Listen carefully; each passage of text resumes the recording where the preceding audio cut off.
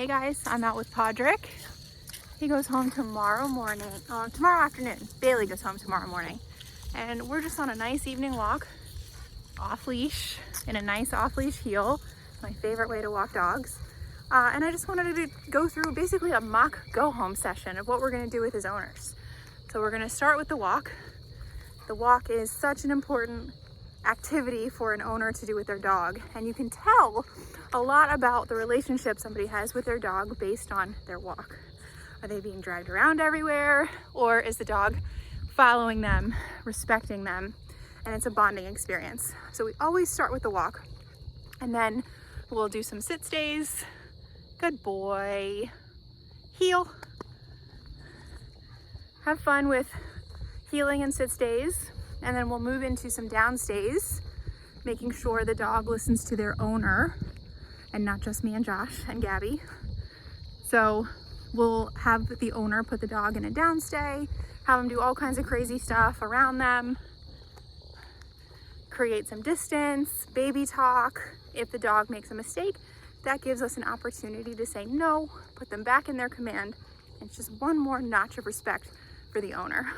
The dogs will make mistakes, they're not robots, but it's important that they know what to do with the correction and the owner feels comfortable correcting a mistake. Now, put that on repeat, the dog stops making mistakes, because why would they? They're consistently being corrected. And so then you're just left with this bomb-proof dog you can take everywhere, and they listen to you.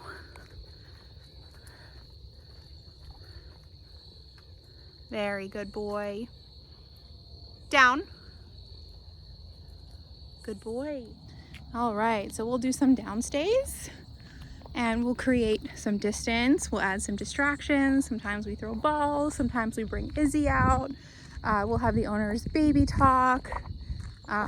Sometimes we walk over them. Good boy. And I talked to the owners about how the downstay is portable. It can be used anywhere. Restaurant patios, vet office waiting rooms, grooming room waiting rooms, your kitchen floor, your living room, your back deck. Clients have used it on kayaks, on boats, front porch while you do lawn work. It's a little different than the place command. It's a little bit more challenging actually, but it is more portable. So from the downstay, we can either recall him to us, we can heel him away, or we can release him. I'm going to use, we've got squirrels all around us, by the way. I just heard them. They're collecting nuts. I am going to recall, and he should come and sit right in front of me. I'm going to pair that with the tone. Come. Good boy. Very nice. Look at that. And he's saying, Julie, what do I do next? And I can either release him, I could heel him, or I could put him in a down. He's so good. Heel. And I love how he locks in. Another fun thing you can do is a recall to a moving off-leash heel. Sit. Stay. We do use the word stay. I tell owners they can say it one time, but I just don't want to hear people begging. Don't want to hear people begging. One time.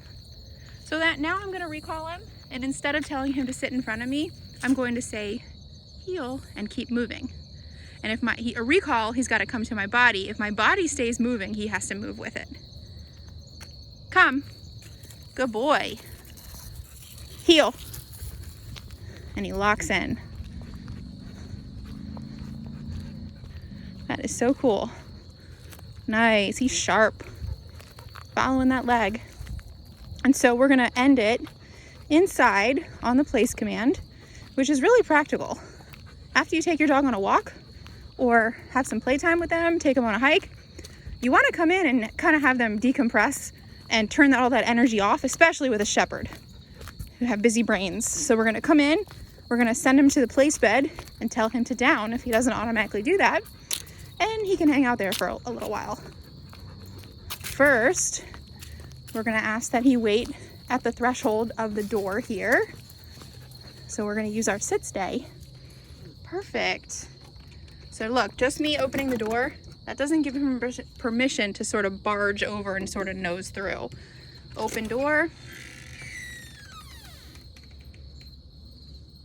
He looks at me. Julie, what would you like me to do? Let's go. Place. Good. If he doesn't automatically down, I would give him the down command. Now he's anchored on this bed. He can stay here for hours. This is supposed to take the place of free roaming around the house for a little while until he's responsible enough to have that freedom and make good choices.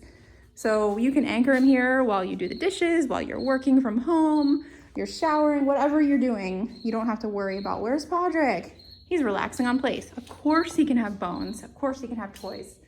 But we just want to use this to pattern really calm behavior inside the house. Let's practice the kennel. This is something that he does not like. He's actually grown to like it here, and he's never been in this kennel before. These are just ones that we use for practice at go homes.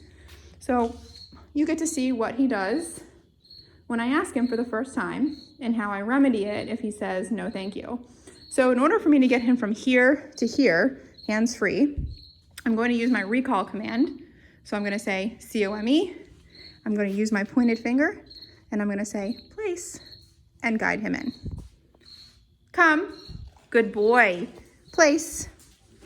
Right in. That's what we like to see. Good. And just because the door's open does not mean he has an invite to come out. Okay?